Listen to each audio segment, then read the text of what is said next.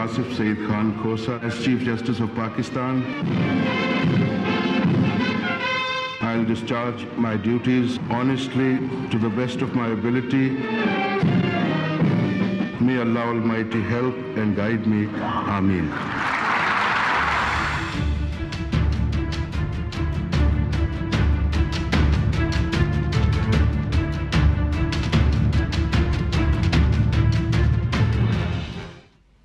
Welcome to news wise. मैं हूं आरिफा नूर। जाहिद हुसैन साहब आज भी हमारे साथ मौजूद नहीं होंगे। आज सबसे पहले हम बात करेंगे पाकिस्तान के नए चीफ जस्टिस आसिफ सईद खोसा साहब की। उन्होंने कल ये जाहिर कर दिया है कि उनकी जो प्रायोरिटीज़ हैं वो पिछले चीफ जस्टिस साकिब निसार साहब से कुछ मुख्तलिफ होंगी। उन्होंने ये क्लियर किया है कि उनका फोकस जो होगा वो जुडिशल सिस्टम पे रहेगा। 2 लाख के करीब जो पेंडिंग केसेस हैं उनके हवाले से वो कुछ करना चाहेंगे। उसके अलावा उन्होंने ये भी कहा कि वो 184(3) का इस्तेमाल बहुत कम करेंगे। साथ में उन्होंने ये तजवीज़ भी दी है कि एक चार्टर ऑफ गवर्नेंस साइन करना चाहिए जिसके अंदर तमाम जो आइनी इदारे हैं उनके दरमियान वर्किंग रिलेशनशिप के हवाले से बात होनी चाहिए ताकि सबकी बाउंड्रीज़ क्लियर हों।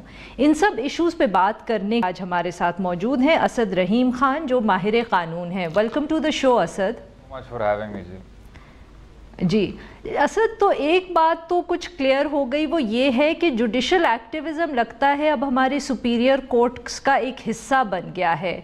आसिफ सईद खोसा साहब ने ये तो क्लियर कर दिया है कि वो उनका जो फोकस होगा वो फ़र्क रहेगा, बट क्लियरली उन्होंने ये नहीं कहा या कोई ऐसी इंडिकेशन नहीं दी कि वो जुडिशल एक्टिविज़म से बिल्कुल हट के रहेंगे। Would you agree with this? इसमें कोई शक नहीं है, बल्कि मुझे ये बात काफ़ी अजीब लगती है कि यहाँ फ़ैसले के मुताबिक हमारे कुछ तज्ज़ियाकार कहते हैं कि ये जो जज साहब हैं ये जुडिशल एक्टिविज़म के दायरे में रहते हैं और ये जो जज साहब हैं ये जुडिशल रिस्ट्रेंट के दायरे में रहते हैं। हकीकत ये है कि इफ्तिखार चौधरी साहब के बाद हालांकि 2-3 चीफ जस्टिस साहिबान ज़रूर ऐसे आए जिन्होंने कोशिश की कि 184(3) के जो हदूद थे उनको इंक्रीमेंटली तंग किया जाए।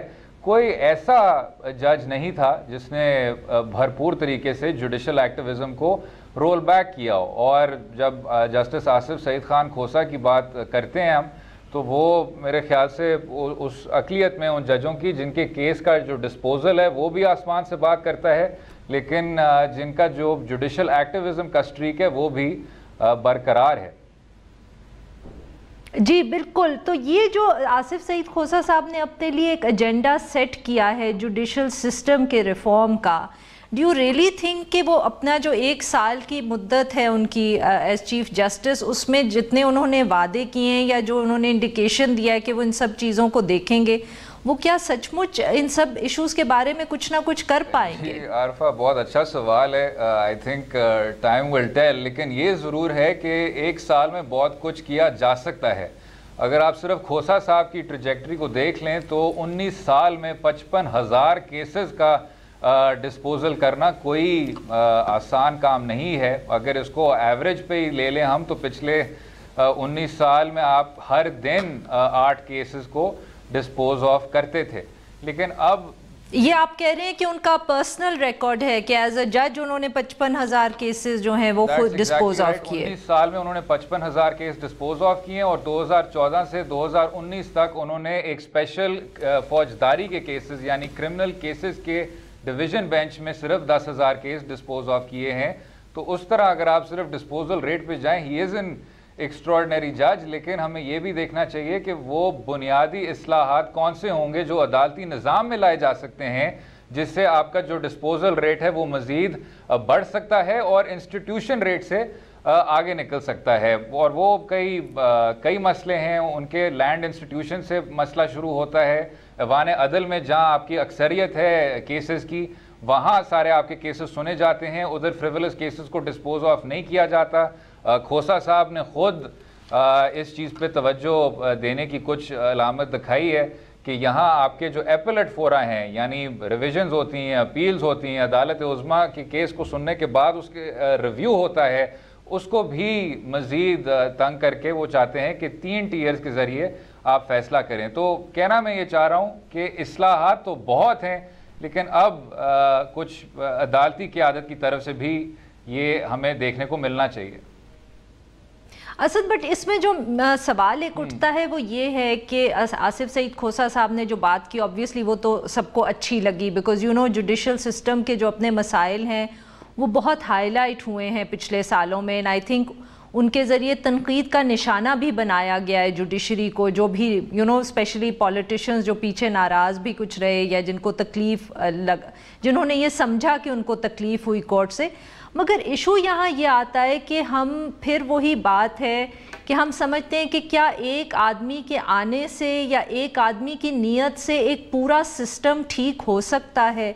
کیا صرف جسٹس آصف سعید کھوسہ صاحب اگر بیٹھے ہوں گے سپریم کورٹ کے میں اور وہاں سے وہ دیکھ رہے ہیں چیزوں کو، تو کیا جو سارے مسائل ہیں، کچھ کا آپ نے ذکر کیا کہ پرابلمز کیا ہیں، پھر اس کے علاوہ لیگل کمیونٹی کا، لائرز کا ایک بہت بڑا اس میں ہاتھ ہوتا ہے، ایڈجرنمنٹس لیتے ہیں، اس کے اندر ججز کی ٹریننگ کی بات ہوتی ہے. کچھ جو لائرز ہیں وہ کہتے ہیں کہ کئی دفعہ ایسا بھی مسئلہ ہوتا ہے کہ لوور کورٹس کے اندر اگر کیسز پراپرلی سنے جائیں تو شاید بہت سے معاملات جو ہیں وہ اپیل میں آئیں بھی نہ، تو ٹریننگ کی بھی بات ہوگی. تو یہ سارے مسئلے ایک آدمی کیسے حل کر سکتا ہے؟ جو پچھلے کچھ سال ہمیں نظر آئے ایک جو رجحان ہے وہ یہ ہے کہ عدالت اب زیادہ سے زیادہ اپنے آپ کو ریگولیٹ کرنا شروع کر دیا ہے. اب اگر یہ آپ صرف اور صرف قانون سازی کے دائرے میں رکھتے، پارلیمان کے دائرے میں رکھتے، ایگزیکٹو کے دائرے میں رکھتے تو پھر بھی تنقید جائز تھی. لیکن اب جو سپریم جوڈیشل کاؤنسل کے ذریعے آپ ججز کو ہٹاتے ہیں،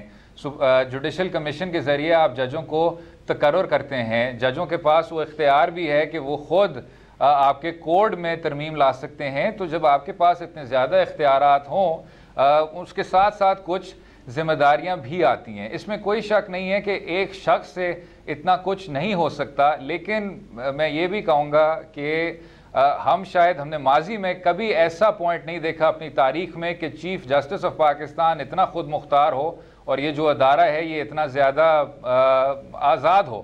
پہلے ایگزیکٹو کا جو ایک طرح سے شکنجہ تھا اس کی وجہ سے ججز کی زیادہ آزادی نہیں ہوا کرتی تھی، چاہے آپ 70 کی دہائی دیکھ لیں یا 80 کی دہائی دیکھ لیں ایٹسیٹرا. لیکن اب گوئنگ فارورڈ اس پر عمل کرنا ہے. اور آپ نے یہ اس بات کا حوالہ بھی دیا، لیگل کمیونٹی کا اس میں بہت بڑا کردار ہے. اور افسوس سے میں یہ کہتا ہوں کہ افتخار چودھری صاحب کے دور کے بعد شاید وکلا کو اس طرح تصور کیا جاتا ہے کہ یہ بھی ہمارے کنسٹیچوئنسی کا حصہ ہیں. کنسٹیچوئنسی کا حصہ نہیں ہے. منصف کا جو کام ہے وہ انصاف کرنا ہے، اور اس کی جو ایک بہت ادنا سی معاونت وکیل کر سکتا ہے اس کو کرنی چاہیے. بار ایسوسی ایشن کو وکلا کو ریگولیٹ کرنا چاہیے، تاخیر میں کوئی گنجائش نہیں ہونی چاہیے، اور جج صاحبان کو ہر ایڈجرنمنٹ پہ جس میں کوئی بیجا وجوہات نہیں پیش کیے جاتے ان پہ پوری طور پہ کاسٹ بھی نافذ کرنی چاہیے. تو جب تک آپ نے بینچ کو اور بار کو اسی صفحے پہ نہیں رکھا تو اسی طرح کا سلسلہ چلتا رہے گا.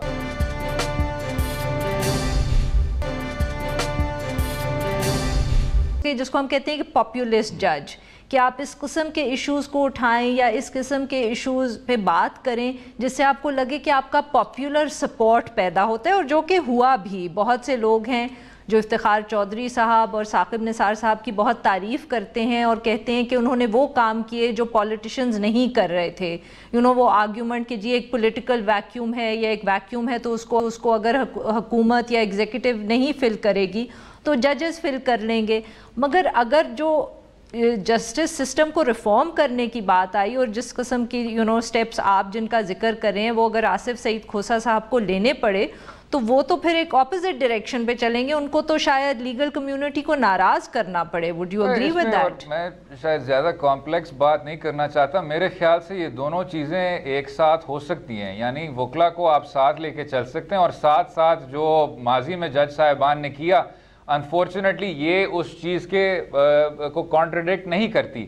یہی آصف کھوسہ صاحب جنہوں نے اتنے زیادہ کیسز کو ڈسپوز آف کیا نے پوری طور پہ پیناما کی ججمنٹ میں کہا جو پہلی والی تھی 20 اپریل کی، جس میں ان کا اختلافی نوٹ تھا کہ کیونکہ تمام اداروں نے اپنے بنیادی فنکشنز ہی ایبڈیکیٹ کر دی ہیں تو اب عدالت کو اس طرح سامنے آنا پڑا ہے۔ کھوسہ صاحب نے یوسف رضا گیلانی صاحب کو بھی گھر بھیجا تھا، پیٹی دی نیشن کا ان کا ایک وہ نوٹ بھی ساتھ اپینڈ کیا تھا۔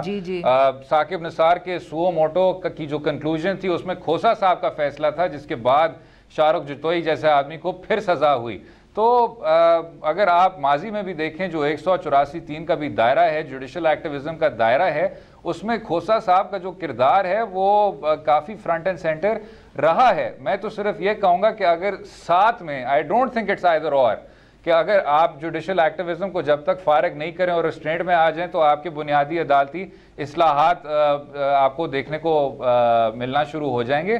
اصل میں ایک سیاسی طبقہ ہے جس کو بہت دیر سے اس کے بنیادی انٹرسٹ کو آپ ہرٹ کر رہے ہیں جب سے عدالت پھر سے خود مختار ہوئی ہے، اور وہ سیاسی طبقہ حالانکہ پہلے کبھی بات نہیں کرتا تھا، نہ 90 کی دہائی میں جب یہ جو جج صاحبان تھے ان کے بیچ میں آپ ان کو توڑ رہے تھے، ان کے ڈویژنز کو بھی علیحدہ کر رہے تھے، قصاص دیت جیسے قوانین بھی آپ اس ملک میں نافذ کر رہے تھے، تب آپ نے کوئی اس طرح کی کرٹیسزم نہیں کی کہ جی جو آپ کے منصف ہیں وہ انصاف نہیں کر رہے۔ وہ کرٹیسزم آپ اب کر رہے ہیں۔ کہنا میں یہ چاہ رہا ہوں کہ ویسٹڈ انٹرسٹ سے آگے ہٹ کے we can have a judiciary جو 184(3) کے ذریعے پبلک انٹرسٹ لٹیگیشن کرتی ہے اور ساتھ ساتھ اپنے ادارے میں بھی بنیادی اصلاحات لاتی ہے۔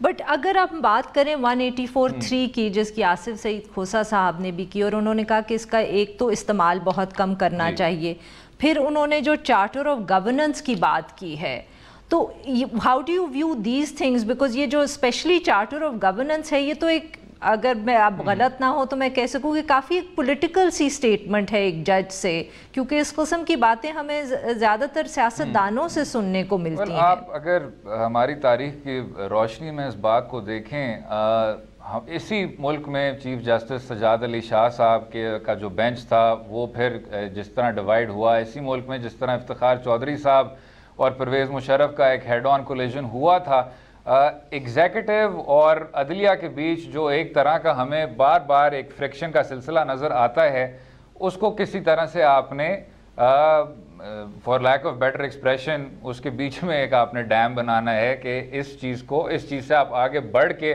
اختیارات کی تقسیم کی بات کریں ایک تعمیری طریقے سے۔ اب ہمیں یہ نظر آ رہا ہوتا ہے کہ آپ کی جو جوڈیشری ہے وہ اختیارات کی تقسیم کو ایک طرف رکھتی ہے اور ایگزیکٹو فنکشنز کو ایبزور کرتی ہے۔ آگے سے ایگزیکٹو کہتا ہے کہ جی آپ ہمیں کام کرنے نہیں دے رہے، لیکن آپ تب پہلے بھی کام نہیں کر رہے تھے۔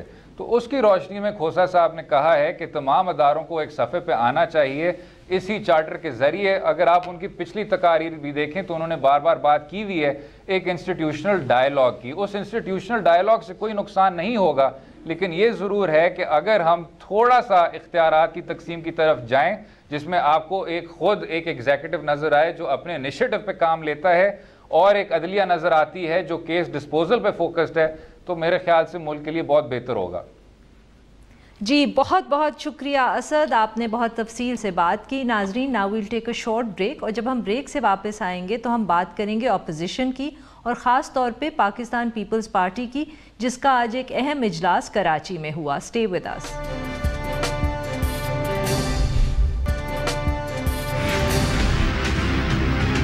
سن لے پورا پاکستان، عمران 5 سال نہیں نکالے گا، سوال ہی نہیں پیدا ہوتا۔ آپ سوچیں سمجھیں بیٹھیں، ایکسیڈنٹل سلیکٹو پرائم منسٹر بن گئے ہو تو سیکھو تو صحیح۔ ان کی جنگ مجھ سے صرف 18ویں ترمیم پہ ہے۔ اتنا دیوار سے مت لگاؤ، یہ میرے ہاتھ میں پھر عوام نہیں رہے گی۔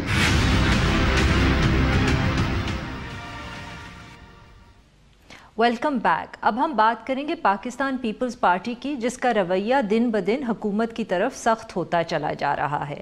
آصف علی زرداری صاحب نے ایک دفعہ پھر کہا ہے کہ وہ ان کے خیال میں پی ٹی آئی کی حکومت 5 سال مکمل نہیں کرے گی۔ اس کے علاوہ پاکستان پیپلز پارٹی کا آج ایک اہم اجلاس بھی ہوا کراچی میں، جس کے بعد فرت اللہ بابر صاحب نے یہ اعلان کیا کہ پارٹی جو ہے وہ ملٹری کورٹس میں ایکسٹینشن کو کسی صورت قبول نہیں کرے گی اور ان کے لیے ووٹ نہیں کرے گی۔ ان سب ایشوز پہ بات کرنے کے لیے اب ساتھ موجود ہیں نوید قمر صاحب، جو سینئر رہنما ہیں پاکستان پیپلز پارٹی کے۔ ویلکم ٹو دا شو نوید صاحب۔ تھینک یو جی۔ نوید صاحب، ایک طرف تو آپ نے ایک فارمل الائنس یا انفارمل الائنس کا اعلان کر دیا ہے پاکستان مسلم لیگ نون کے ساتھ، پھر ایک کمیٹی بھی بنا دی ہے جس میں آپ نے کہا ہے کہ ملٹری کورٹس کا ایشو جو ہے وہ ڈسکس کیا جائے گا امنگ ادر ایشوز، مگر آج فرت اللہ بابر صاحب تو کہہ رہے ہیں کہ اس کے اوپر جو پی پی پی کا سٹینڈ ہے وہ بالکل کلیئر ہے اور آپ لوگ نہیں ووٹ کریں گے فار این ایکسٹینشن، تو پھر آپ اس کمیٹی میں کیا ڈسکس کریں گے اس حوالے سے؟ دیکھیں، یہ تو اب میرا خیال ہے کہ آپ کا ایک بہت بڑا مفروضہ تھا کہ وہ کمیٹی بنائی گئی ہے ملٹری کورٹس کے لیے۔ کمیٹی ملٹری کورٹس نہیں، میں نے کہا it is one of the issues جو اس ملٹری کورٹس جو ڈسکس ہونا ہے، one of the thousands of issues that come up. Committee بنانے کا مقصد صرف یہ تھا کہ جب اپوزیشن کی پارٹیز اکٹھے ہو کے ایک جگہ پہ بیٹھی ہیں تو ان کے لیے ڈے ٹو ڈے ایشوز ضرور آئیں گے، گورنمنٹ کے ایشوز آئیں گے، لیجسلیشن کے آئیں گے، تو اس ساری کے کو ورکنگ لیول پہ فیس کرنے کے لیے ایک کمیٹی ہو، کیونکہ سارے سربراہان تو روز روز نہیں مل سکتے، اس لحاظ سے وہ کمیٹی بنائی گئی ہے۔ اور وہ کمیٹی ہر ایشو کو جو ہے اس کو کاگنیزنس لینا ہے۔ ملٹری کورٹس ایک پاسبلٹی ہے، اس سے پہلے تو یہ بجٹ آنا ہے۔ نوید صاحب، میں نے ملٹری کورٹس کا، سوری میں آپ کی بات کاٹ رہی ہوں، ملٹری کورٹس کا اس لیے ذکر کیا کیونکہ اس دن جب آپ کی پچھلی میٹنگ ہوئی تھی یہاں پارلیمنٹ میں پی ایم ایل این کے ساتھ، تو اس کے بعد نفیسہ شاہ صاحبہ نے کہا تھا، ہمیں انٹرویو دیا تھا اور انہوں نے کہا تھا کہ 3 میجر ایشوز ہیں۔ ایک کہ جب منی بجٹ پارلیمنٹ کے اندر آئے گا تو آپ کیسے اس کو ہینڈل کریں گے جوائنٹ اپوزیشن، ایک ملٹری کورٹس، ایک 18th امینڈمنٹ۔ نہیں، I think she was probably misinformed. She was not part of that meeting either. نہیں، دیکھیں، جب ہم مل بیٹھے تھے تو ہم نے بہت براڈر لیول پہ ڈسکشن ہوئی تھی۔ اس میں اکنامک رائٹس کی بات تھی، اس میں پولیٹیکل رائٹس کی بات تھی، اس میں rights of the smaller provinces and people living with in that. تو اس میں یہ ساری بہت براڈ بیس ایشوز تھے، ٹارگیٹڈ، اتنا فوکس کسی ایشو پہ بات نہیں ہوئی تھی۔ بجٹ کا تو اس لیے آیا کہ ایک فوراً ایک چیز سامنے آ رہی ہے کہ 22 یا 23 کو یہ منی بجٹ آنا ہے، تو اس وجہ سے اس پہ تو کافی فوکس رہے گا، کیونکہ سیکنڈلی پارلیمنٹ میں بھی آنا ہے۔ جہاں تک ملٹری کورٹس کا، let me clarify it, military courts پہ ابھی کوئی کیونکہ فارملی ڈسکشن نہ گورنمنٹ نے شروع کیا ہے، نہ ہی اپوزیشن کی پارٹیز کا آپس میں اس پہ ڈسکشن اس لحاظ سے ہوئی ہے کہ کوئی کنسنسس بنایا جائے۔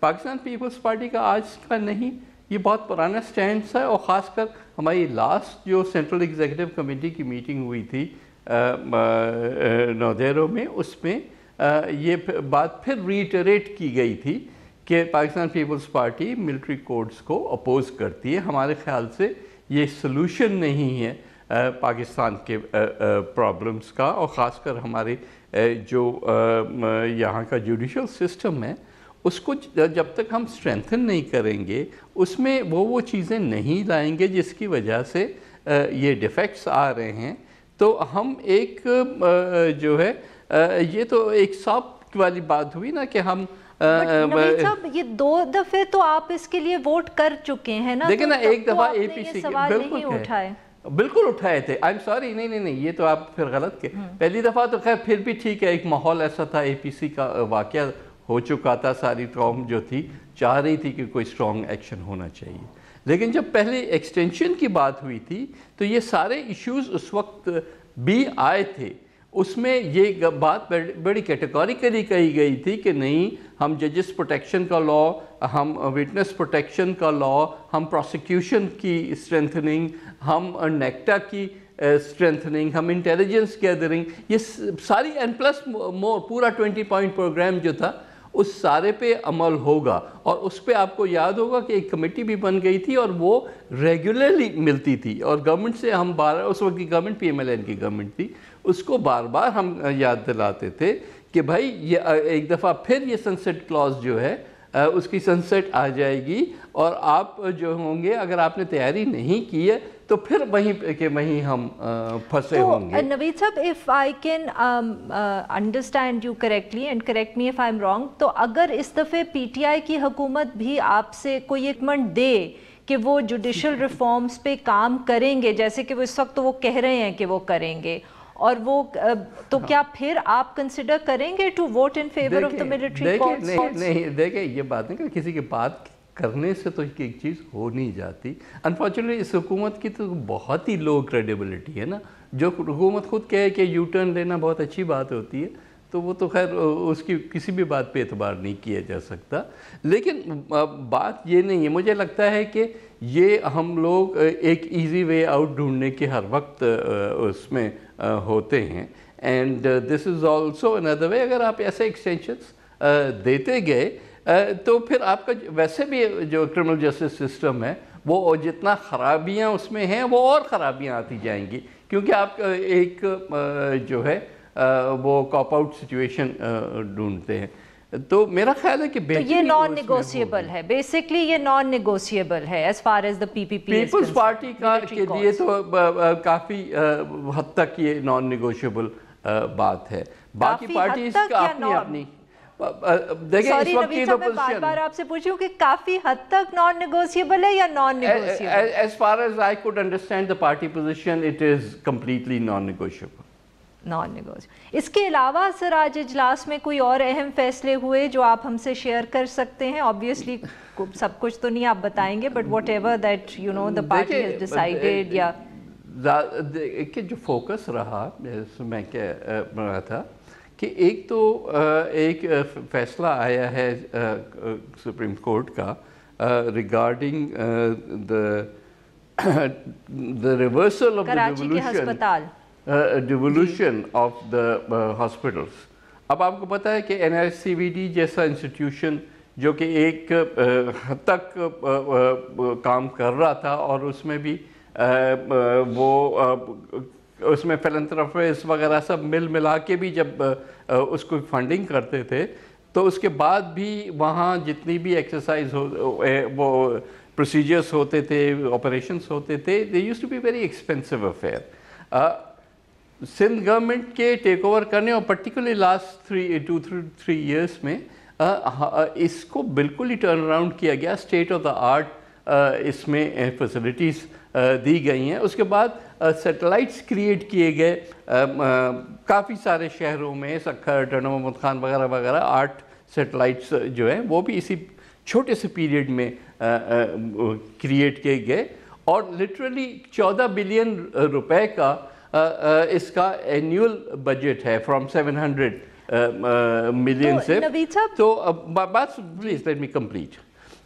سو اس میں ہوا یہ ہے کہ اب آل آف اے سڈن یہ ساری چیزیں فیڈرل گورنمنٹ کے حوالے کر دی جائیں, جو کہ ہمیں جو سندھ گورنمنٹ کا نارمل انڈر دا NFC جو شیئر ہوتا ہے وہ دینے کو سے قاصر ہے. تو اس کا مطلب ہے کہ آپ یہ ہاسپٹل بند کرنا چاہتے ہیں, جو سندھ کے لوگوں کو فائنلی ایک کوئی چیز ایسی ملی ہے which they can be proud of. تو یہ شاید آپ کو پسند نہیں ہے باتیں. تو and it is a reversal in philosophy also کہ 18th امینڈمنٹ میں جو ڈیوالو چیزیں ہوئی ہیں وہ آہستہ آہستہ کر کے اب ہم واپس کریں. جی ٹھیک ہے, but if this is what the party thinks, تو کوئی آپ نے ڈسکس کیا کہ اس کے اوپر آپ کی حکمت عملی کیا ہوگی؟ آپ یہ تو اب سپریم کورٹ کا فیصلہ آ گیا ہے, یو نو یہ کوئی پارلیمنٹ کا تو ایشو نہیں ہے کہ, تو آپ اس پہ اب کیا ریاکشن دیں گے؟ How will you address it? کوئی اس پہ بات ہوئی؟ Obviously اس کے legal repercussions on this specific issue, sorry, let me just clarify. Let me answer your question. Let me answer your question. ہاں ظاہر ہے کہ ایک فیصلہ آیا ہے تو we would be looking for a judicial review کہ اس کو ریکنسیڈر کیا جائے in light of all the achievements جو کہ, اور اس کا ریورسل سے جو نقصانات ہوں گے، جو لوگوں کو جتنی جانیں اب بچنا شروع ہو گئی ہیں وہ پھر جب آئے ہوں گی تو ان کے کون اس کا ذمہ دار ہوگا؟ تو ایک تو خیر اس لائن پہ ہوگا، پلس پبلک اویئرنیس تو ظاہر ہے کرانا یہ ہمارا فرض بنتا ہے. شاید یہ زیادہ کرنا چاہیے تھا before this whole thing came up, لیکن اس اسٹیج پہ بھی ہمیں پبلک اویئرنیس کریٹ کرنے کی ضرورت ہے کہ یہ اس ساری چیز سے کیا کے حوالے سے پبلک اویئرنیس. جی صحیح. 18th امینڈمنٹ اینڈ ریولوشن کے حوالے سے جی تو اس کے لیے کیا آپ کوئی مطلب کہ ریلیز، جلسے، یا ابھی اتنی اسپیسیفک ڈیٹیلز میں نہیں آپ نے فیصلہ کیا؟ I mean, how are you going to address this issue of public awareness? Broader issue پہ تو خیر یہ ہوا نا کہ اویئرنیس کریٹ کرنی ہے، ظاہر ہے جس لیول پہ کریٹ کرنی ہے اس فورم کو استعمال اس لحاظ سے کرنا پڑے گا نا. کہیں اگر ایک انٹلیکچوئل لیول پہ ڈسکشن رکھنی ہے تو پھر انٹلیکچوئل فورم ہوگا. اگر پبلک ایٹ لارج کے لیول پر کرنی ہے تو پھر اس قسم کا فورم جو ہے وہ استعمال کیا جائے گا. ظاہر ہے کہ all of these things will pan out over the next few days. جی نوید صاحب، آج آصف علی زرداری صاحب نے دوبارہ یہ بات کی ہے کہ یہ حکومت جو ہے یہ 5 سال مکمل نہیں کرے گی، مگر پہلے تو آپ کہتے رہے ہیں، آپ کی جماعت کہتی رہی ہے کہ پورا چانس دیں گے آپ پی ٹی آئی کو تاکہ وہ ایکسپوز ہوں لوگوں کے سامنے، اور ان کو کبھی وکٹم ہوڈ کا وہ کارڈ پلے نہیں کرنے دیا جائے گا. تو آج پھر یہ آصف علی زرداری صاحب نے کیوں یہ بات کی کہ پھر حکومت جو ہے وہ اپنے 5 سال نہیں مکمل کرے گی؟ میرا خیال ہے انہوں نے یہ نہیں کہا کہ ہم حکومت کو نکال رہے ہیں، انہوں نے کہا حکومت وقت پورا نہیں کرے گی. یہ کوئی بھی بیٹھا ہوا ہے آج جب اس حکومت کے پرفارمنس کو دیکھتا ہے اور جج کرتا ہے تو اس کو خود ہی یہ احساس ہوتا ہے کہ یہ حکومت جو ہے ایک سوسائڈل کورس پہ نکلی ہوئی ہے، اور جو پبلک اوپینین ہے وہ کتنا ریپڈلی چینج ہوتا جا رہا ہے. کیونکہ غریب سے غریب انسان سے لے کے اور various sections of the society سب کے سب پنچ فیل کر رہے ہیں اس ساری چیز کا. تو وہ گورنمنٹس جو ہیں ایسے ماحول میں ان کا سروائیو کرنا مشکل ہوتا ہے. وہ اس لحاظ سے ایک پولیٹیکل اپنی انالیسس دے رہے ہیں. یہ کہیں بھی ہم نے نہیں کہا کہ ہم حکومت کو گرانے کے لیے جو ہیں وہ ایک مہم شروع کر رہے ہیں. That's not the idea. جی بہت بہت شکریہ نوید صاحب، آپ نے وقت نکالا اور ہاتھ کی. ناظرین، now we'll take a short break, اور جب ہم بریک سے واپس آئیں گے تو ہم بات کریں گے افغان پیس ٹاکس کی. اسٹے ود اس.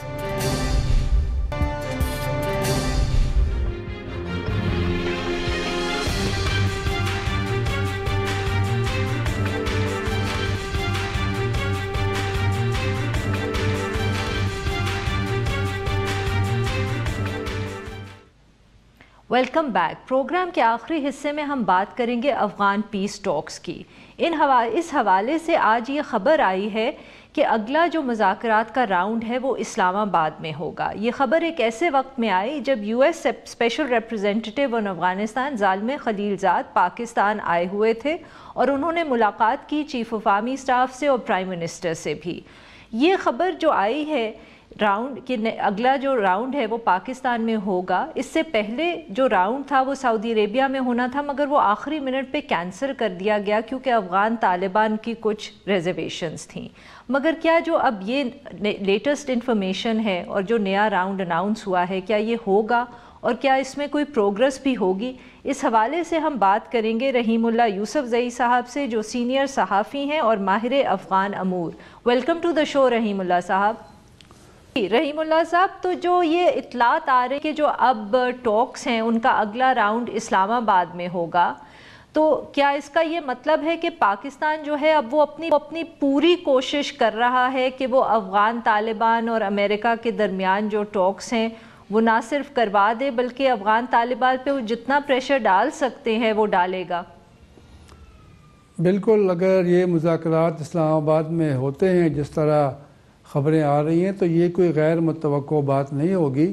پاکستان نے اگر امریکہ اور طالبان کے مذاکرات قطر میں یا متحدہ عرب امارات میں کروا دیے تھے، یا اس سے پہلے 2015 میں پاکستان نے چین کے شہر ارومچی میں ایک ملاقات کروائی تھی افغان حکومت کی اور افغان طالبان کی. پھر مری میں جولائی 2015 میں بھی پاکستان کی کوششوں سے مذاکرات کا ایک دور ہوا تھا. تو یہ اسلام آباد میں پاکستان میں یہ مذاکرات ممکن ہیں. یہ پاکستان نے ظاہر ہے بڑی کوشش کی ہوگی. طالبان تو نہیں مان رہے تھے. طالبان کا شاید یہ ایک پریفرنس تھی کہ مذاکرات قطر میں ہوں. وہ قطر کے بہت قریب ہیں, وہاں پہ ان کا سیاسی کمیشن موجود ہے, لیکن پاکستان کو بھی وہ ناراض نہیں کریں گے اور پاکستان نے دباؤ ڈالا ہے. لیکن یہ امریکہ اور طالبان کے مذاکرات کروانا کوئی اتنا مشکل کام نہیں تھا. مشکل کام تو یہ ہے کہ طالبان اور افغان حکومت کے مذاکرات کروائے جائیں, اور یہی امریکہ کا مطالبہ ہے, یہی پاکستان سے تعاون کرنے کو کہا گیا تھا, یہی افغان حکومت کا مطالبہ ہے. تو اس میں پاکستان کو مزید محنت کرنی پڑے گی.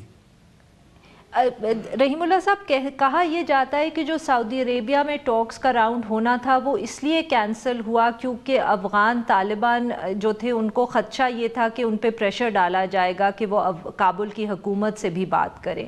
اور اس کے بعد کچھ لوگوں نے یہ تنقید بھی کی کہ شاید جو افغان طالبان ہیں ان کا رویہ سخت ہوتا چلا جا رہا ہے جب سے امریکہ نے لچک دکھائی ہے اس سارے ایشو پہ. تو یہ اس کی کیا وجہ ہے, ان کا جو رویہ ہے وہ انفلیکسیبل یا سخت ہوتا چلا جا رہا ہے؟